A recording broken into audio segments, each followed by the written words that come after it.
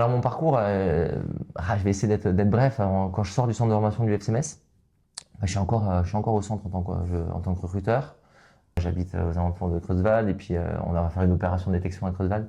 Et le président me dit, est-ce que tu pourrais pas venir jouer un petit peu chez nous encore, fin de carrière quoi. Je dis, écoute, président, ouais, j'aimais bien le président, Robert Delaméa, que je salue si jamais il me voit, c'est un super mec. Et il me dit, écoute, voilà, si en parallèle tu as envie de coacher un petit peu, parce que tu vas quitter le FCMS, j'étais en phase de reconversion pour être enseignant. Et je m'y suis pris au jeu en fait, c'est-à-dire que puis derrière ça, il me propose une équipe. L'équipe était en R3 à ce moment-là, l'équipe senior. C'était ma première expérience au niveau amateur.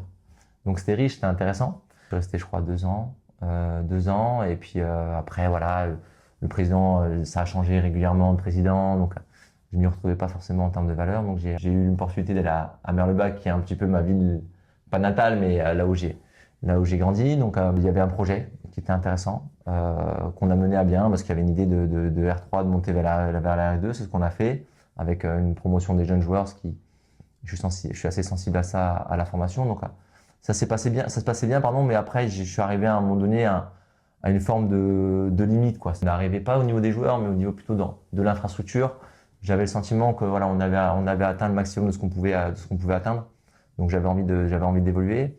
Et c'est la raison pour laquelle je suis arrivé aussi à Boulay, qui venait de descendre. Donc ils étaient en R1, ils venaient de descendre en R2. Ils m'ont proposé de venir. Moi, je suis pas très loin géographiquement, c'est intéressant aussi pour moi, faut le dire. Mais au-delà de ça, j'ai trouvé un club hyper sain.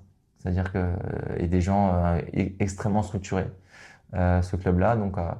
Donc ça m'a permis, voilà, de me dire que voilà, je continue mon parcours de coach au niveau amateur, mais dans un contexte extrêmement positif où il y a beaucoup de choses à faire. Il y a les moyens de faire évoluer les choses. Donc c'est intéressant et c'est la raison pour laquelle je suis aujourd'hui encore ici. Il lui a dit le